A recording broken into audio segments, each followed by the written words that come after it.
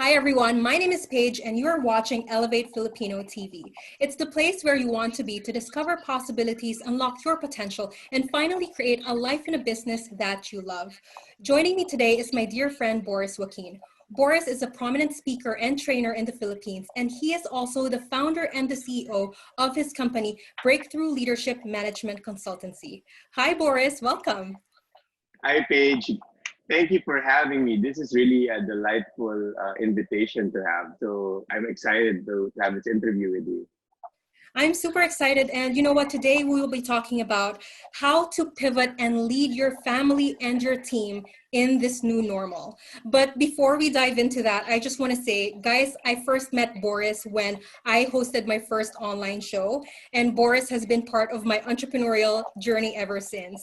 And you know what? One of the things that I absolutely admire about Boris is his consistency. In fact, not even the pandemic was enough to stop him from serving other people. He was the first to really pivot and he was all the more ready to serve. So thank you so much, Boris, for really serving as a role model for all of us.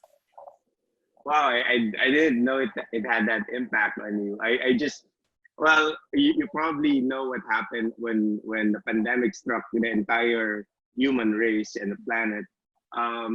It brought me to a point of depression as well, as a lot of people probably experience.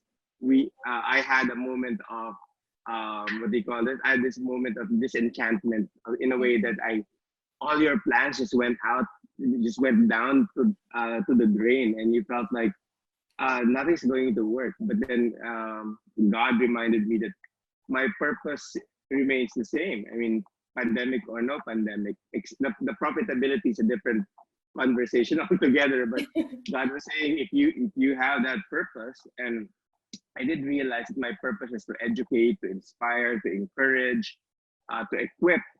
Mm-hmm. Nothing should stop you from doing that, and it became the cornerstone whenever I encourage other entrepreneurs and business people as well.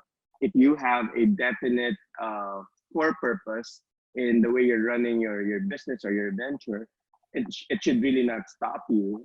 Profitability is a different issue altogether, but hopefully they cross path at some point because you do need to earn, right? Mm-hmm. Oh yeah, I love that you focused. You know that the reason you admitted that you had that experience of feelings of depression, right? And because I know that a lot of us actually went through it. Like I know I had like questions too, like, oh my gosh, what's happening with the world? Just like what you said, the plans we had, it just went down the drain.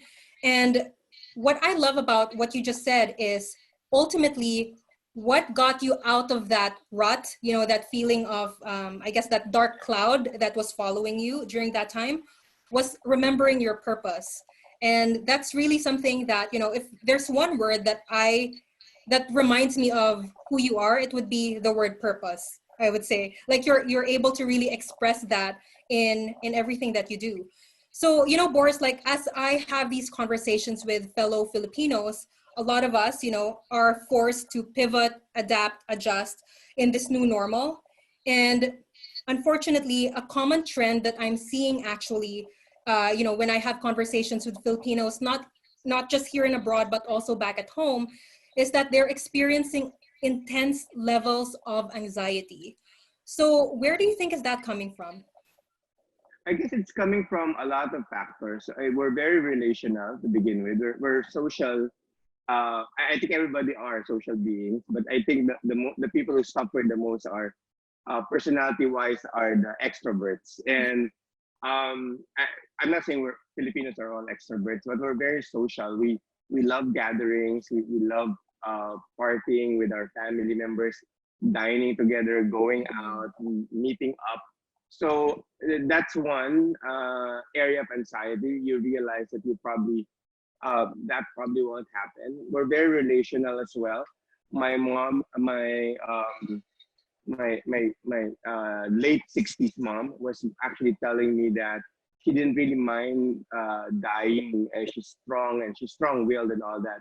She just felt like if this got to her, if she got infected by the virus, the thing that she hated the most is like she doesn't want her to die alone. She wants Mm. her loved ones to actually come to her So if we're very relational, it's actually one source of anxiety altogether. I think Filipinos are resilient in so many ways, financially, when we're hit by storm and all that. And the crisis, even if it happened, we're still very lighthearted about the whole matter as it is. But being held from your family, being held from social social interactions and gatherings, I think it's a big blow in so many ways. Mm-hmm. So that I think is the major thing. It may be affecting a lot of, well, and then you add the other physiological factors like losing your jobs or not being able to earn or not being able to provide. The level of uncertainty plus the social construct that they hinder, the circumstances are hindering you from having, is altogether a main source of that. And anxieties really come in different forms, right? And I know I'm talking behavioral science now, but you can be anxious because you lack the competence, or you lack the resources, and those are of course factors. You could be anxious because um, you just can't handle so much change. And what's happening right now is that we're experiencing change after change, Mm-hmm. and when does it stop? I mean, I Yeah. guess that's where the anxiety comes from, and like what I said, the inability to actually meet and be with your loved ones, I think, is a major factor. Mm-hmm. There's definitely a lot of factors that causes the anxiety that we're feeling, and I just want to share actually when I have these conversations. I live here in Canada, but the conversations I have with people, they're pretty much the same. Like whatever suffering one is experiencing, say in the Philippines, we're also experiencing here. And this pandemic is unique in such a way that it really, like what you said, affects the entire population. And I love that you also brought the conversation back to family, because ultimately everything starts there. I'm actually one that would, I guess I resonate more to being an introvert, but I find that with this pandemic, I've been yearning for personal connections. Like I'm yearning to be with people, and maybe that's why one of the reason I ended up deciding, what, this is the perfect time to host this online show, because it actually enables me to have that opportunity to connect with others. So, that I believe that our ability to lead ourselves and our ability to lead our homes ultimately determines our ability to lead people in our extended circles. Now, a Mhm. lot of our viewers here are head of the households, they may be single moms, or maybe they're breadwinners, and they're looking for ways to lead their families in the midst of this crisis. Now, what do Mhm. you think, Boris, does good leadership in the home look like in this period of time? Well, it's also like it's good leadership in general. I normally just give one advice to anybody who is asking that, and it's an advice that I applied myself with my family, in my business, and it's the advice that I give to almost everybody. During the time of crisis, we need to really make some adjustments, and primarily, can I just say this, as a foundation, your character comes into play. The crisis reveals your character even more. So if you're grounded with good values, if you're brought up with good principles, and your faith is strong, this crisis will really test that, and that's really is critical. But it doesn't mean that it's too late for some people who may think that they're a little bit that their character is on the shade of gray, and they don't know what they really stand for. It's also the time that you make a constant and deliberate decision on who you are, and in the light of this crisis, in the light of your family, your spouse and your children and your family members, and in the light of how other people see you, because that's where you actually make decisions. But if yeah, so that's foundational. And if I'm going to give a very practical advice to anybody who's leading a household or an organization, um, let me give you three P's. The first one is, like what you said, I resonate this advocacy or this principle. We all need to be purposeful. I guess this is the Mm-hmm. time that unless you're anchored by that, unless you're anchored by your vision and direction, and that's accompanied and guided by your values, you won't be able to make it. You'll be distraught, you'll be shattered into pieces, and you'll be anxious all the way, and then eventually you might turn out to be ambivalent, and again, because of the situation, you'll probably numb your mind about what's happening, and that's complacency and not acting on it. Now, being purposeful means that you become relentless about it, and you know that even if there are some obstacles and blockage, you find ways to actually get there nonetheless. And I guess that's what it means to be relentless. And once you know where your direction is, right? And this is a bad example, but we've seen a lot of adventure movies or action-packed movies, or one of those epic movies like Lord of the Rings and this and that. And they have an endpoint, like, right? They have a goal. They need to bring it to this mountain. They need to bring it to this castle. And then you have all this adversities, but still you find your way, right? Because if you know your why, you find your way. And the crisis is a form of adversity or obstacle at this point. But if you know what your why is, you'll definitely find ways. So, and that's why being purposeful is so important. And then the second one comes into play, and I think this is what, and this prioritizing. So that's the second P. I guess during the crisis, we need to now put weight on what really matters, on what really what's really more valuable to you, what contributes to your life, your business, to your family. So you put weight on that.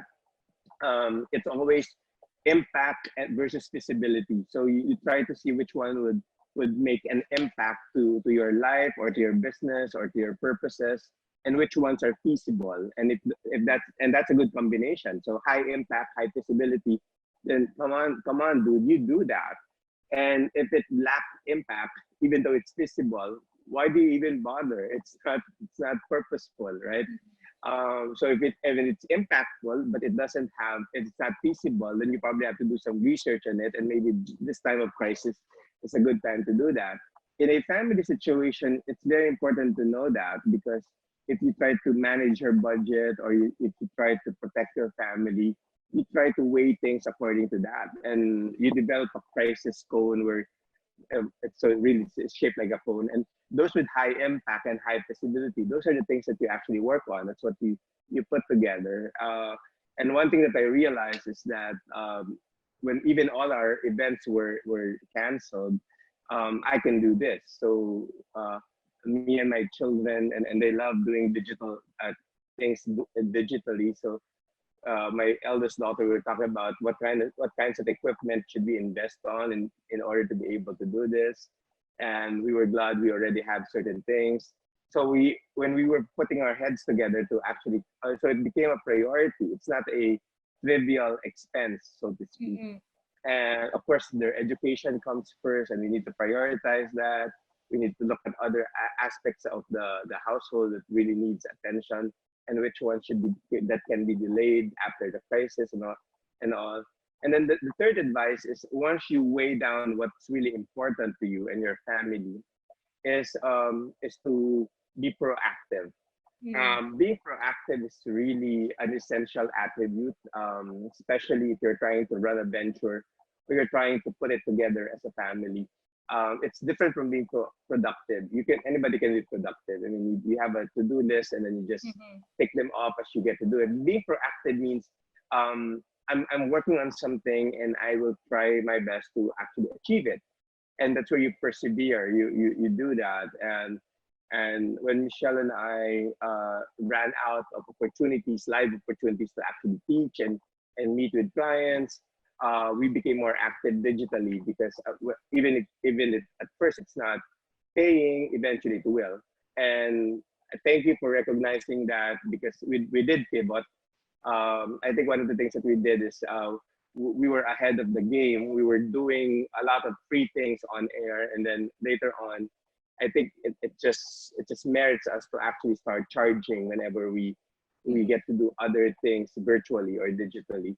So when you're proactive, you actually get to persevere. You just keep on going, but you also get to pivot. And I like that word right now. It's probably very relevant. Pivoting means that when you try something and it succeeds, just keep on doing it. But if it doesn't work, then you pull it back and then you try to fix it, and then you revise it, and then you try it again. And I guess that's what we're trying to do in the family, in so many ways. Whether it's cooking our meals, trying to figure out how to make our own cake, our own muffins, or and everybody's doing that. Everybody's pivoting in the kitchen, and a lot of YouTube videos came out on how to make your KFC fried chicken home base, and how do you make your own I don't know, pizza, or your favorite pasta from your famous restaurant. And that's a form of pivoting, whether it's in the kitchen or in running your business, or you're trying to do your schoolwork, trying to get the internet more effective and efficient for us. So yeah, so be purposeful, prioritize your stuff, be proactive, and make sure you persevere. And then pivoting becomes a way of life, I guess, and then until you get it right. Mm-hmm. I love that you gave us really tangible values for us to remember, being purposeful, being reprioritizing your life to what really matters at the moment, and being proactive, and being, persevering, right? And then pivoting. So I really love that you gave very tangible values that we can remember even after this conversation. Now, oftentimes, Boris, every business starts with a purpose, right? Like whoever business owner we speak to, they started their companies with a purpose. And unfortunately, one of the things that we cannot shrug during this crisis is the fact that a lot of businesses, especially small business owners, are suffering from this change, right? And the standard response for business leaders during such a crisis usually would be, cutting hours or doing massive layoffs. Now, unfortunately, these standard responses actually degrades employee morale, right? And as a leader, as someone who often coaches and trains business leaders, what are some options that you can think of that business leaders can take now that are not only practical to help them thrive during this time, but are also designed to maintain a positive team culture? Yeah. Well, yeah, that's actually something that had been a discussion in some of the fora that I've been part of. And can I just say this? I don't want to give any toxic positivity to anybody. I guess in general, even I talk about pivoting and being purposeful, because some people might come out as right advice. I mean, it does not diminish the reality that we have right now, that people are suffering, and that people have suffered, and people have losses, and that's a given. So starting from that premise, I want to say that you also have, as a business person and as a business, you need to be realistic with your reality as well. So we all come down to our P&L, our profit and loss. If your finances are not good, it's obviously not going to stand. Especially, it's useless to go on debt just because you want to be purposeful. I guess that's also one of the practical advice. So I know there's a lot of people that will tell you, try to try to try to make sure that you care for people and keep your people. Don't fire them. Yes, I mean that's all. I hope you could do that as long as you're financially viable in doing that. But one of the other advice that I give is that you also try to work within what you're capable of, and then of course that's where the forecasting comes in. You think of what you're going to do. I gave the same advice to a hotel owner, and the tourism industry is the one that's actually got affected heavily, right? So even if they were able to come back, I don't know if it's happening in Canada. Even though they were allowed to operate, they were in the Philippines. They're only allowed to operate 50% of their capacity. Yeah, So it fifty happens percent here too. Actually, my mom Yeah, works for a hotel company, and she's one of the people that unfortunately got, laid off. Yeah. So of course, even if you have 50% capacity, there's really no guarantee that you'll fill that up, right? Because no one would like to go to a public place at this point. So there's this hotel owner in Iloilo, and basically, he has no choice because financially it's going down the drain because he's really, his finances are not really good to begin with entering the crisis, and it became worse because of that. So he talked to his employees. He had that conversation, and he said that, virtual conversation. He said that, guys, I cannot pay you for the next 6 to 8 months, or 10 months or so. I'm not sure what's going to happen, but I will shut down the hotel for now. You are free to look for jobs and opportunities if there are, and to find ways to earn. And if I do get on my feet back and reestablish the hotel and you're still available, I would like to rehire you again. So but he's not shutting down, and I just want to be clear about that. He's temporarily closing the operation because he would pivot. So on the ground floor of the hotel, there's a bakery shop that the province love. I mean, they make fantastic cakes and merengue and all those local delicacies. So what he did is he made that bakery run during the lockdown, and some people were of course hired on a ship schedule, and they would make, and like a bellboy who doesn't know how to bake suddenly knew how to bake. So because they were doing shifting, so that they will have semblance of earnings, but not everybody gets to be hired. And they were just delivering cakes for birthdays, anniversaries, and that enabled him to earn not as much as the hotel would, right? But it was enough to actually keep their business going. And that's one example of a very realistic and practical application of what I shared a while ago. So I guess for business owners, it really takes a lot of cognitive uh, perception and perceptive analysis of what your situations are, and then what can you actually offer. Again, it boils down to purpose. With this hotel owner that I shared to you, I asked him the same thing. I said, "Hey, dude, what's your purpose in life? I mean, when you start your business, do you just want to make money?" He said, "No, I honestly had this core purpose or vision to delight families, to see families enjoy themselves." And I said, "Do you think there's any?" And I don't even know that their bakery was famous. I was just saying, "Do you think there's another way that you can do that and fulfill that? Can you visualize that?" And then he said, "Well, I love it whenever they share a meal together at the restaurant and bakery shop and coffee shop that we have downstairs. And I wonder if that's something that I can continue doing." And despite the crisis, I knew he can.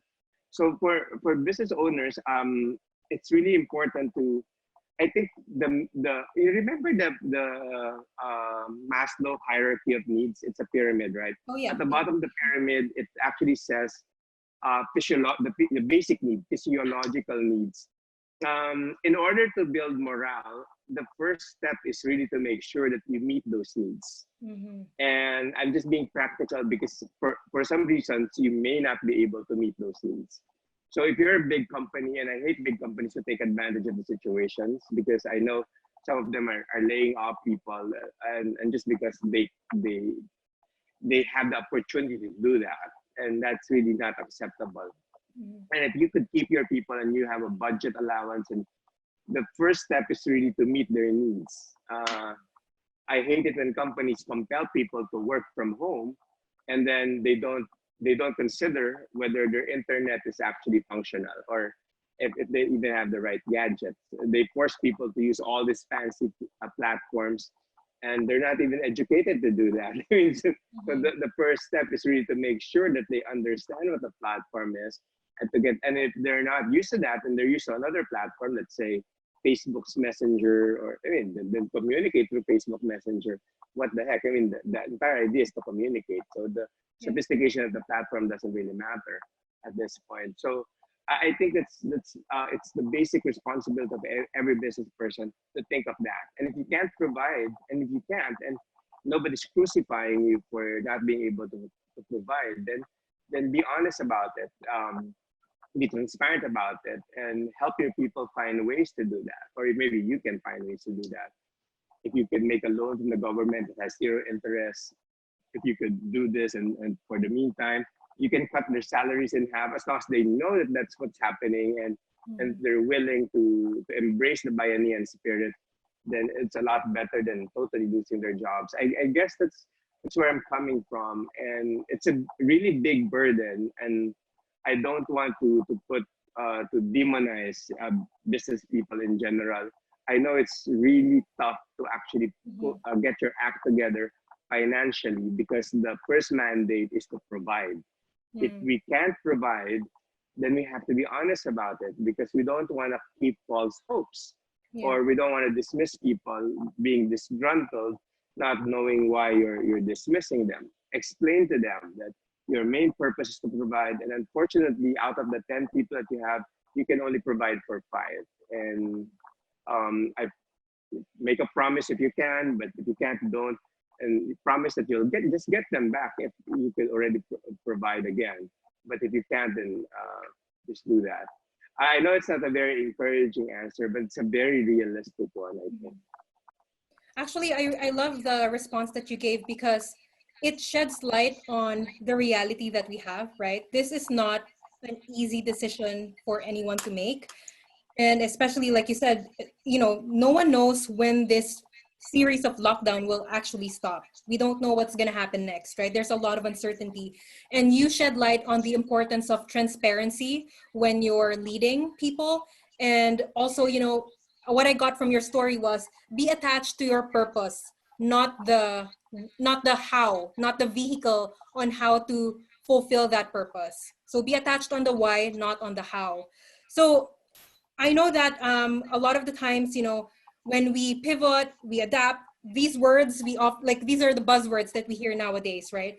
And like what you said, you don't want to throw toxic positivity, but at the same time, I want to end this conversation in a positive note, because these words actually may already have a negative connotation to some people, especially if they're really struggling during this time. Now, what are your top 3 positive outcomes that you've seen in your personal life or in your business life that came out of this pandemic? Well, to begin with, well, I really felt like, okay, so 3 positive things, and I'll try to put them in words that people can remember. The first one is that people were able to reflect. I think I hope people will still do that. If you've lost your job, if you're stuck at home, if you hit the rut, I mean, if your business is not operating the way it should be, I mean, don't just binge watch Netflix all day long. Don't just do something useless during your time. I really encourage everybody to reflect. And when I say reflect, it's not just spiritual. I mean, it's meditation, it's prayer. Yeah, it really helps. It clears the mind. But when I say reflect, I really mean about having clear perceptions about things. Some people might argue, but Boris, Paige, I know my purpose, and it didn't work. And I'm not about to say something against that, but when you become reflective, then you got to actually review whether what you're doing is actually the calling that you have. And when you weigh things out, when you review your passion, what you love, what you're really good at, you really get to realize and have a more intellectual perception of what your purpose should be. And a lot of people were able to realize that, and a lot of people were also able to and which is the second beautiful thing or lesson that I learned. A lot of people were able to reset. They were able to reset, and resetting, revisioning is really a good thing. Sometimes we're in the wrong business, or we're pursuing something that we're not supposed to be doing, and it takes a crisis to make us realize that, right? So sometimes we count our blessings for because God decided to close the door for us so that we will stop pursuing something that could waste our time, or it's not necessarily what we're meant to do. And when you reset, when you get to recast your vision, that's a wonderful thing. You get to see a different objective altogether. Um, a lot of my friends who's passionate about cooking has always put it on the sideline, and they have a full-time job that's not related to culinary or anything. But when the pandemic struck and they were stuck at home, they started cooking. Some of them produced their own YouTube programs on cooking, and some of them were selling and actually delivering whatever they've cooked or baked. And I tend to smile whenever I see people do that because I know they love it, and I'm one of the avid consumers of their homemade products. so so we have brownies here coming in, we have pandesal coming in, we have a cake coming in from another person. Somebody just my wife just bought what they call this, a garlic roasted chicken from one of our friends, and and that's really good. I'm glad that it's earning them money, and hopefully it's profitable for them, because at the end of the day, people do eat, right? So pandemic or no pandemic, so people are buying food from anybody. So the third positive thing that I saw is being able to recalibrate altogether. So after you reflected and you had a revision, literally a revision, and a resetting, uh, you can recalibrate. We're midway in 2020, and that's essentially some of the advice that I give to a lot of people when I do virtual talks. I tell them, make the most out of 2020. Don't waste it anymore. If you're doing something that you were not meant to do, well, and it's temporarily put on hold, and it's not your choice, not your doing, just accept that, and just do something that you think you're meant to do, and then see how that plays together, see how that comes. And I guess you and this Elevate show is a good example of that. And just try it. I mean, and that's the beauty of pivoting. Then if it doesn't work, revise it and do something about it.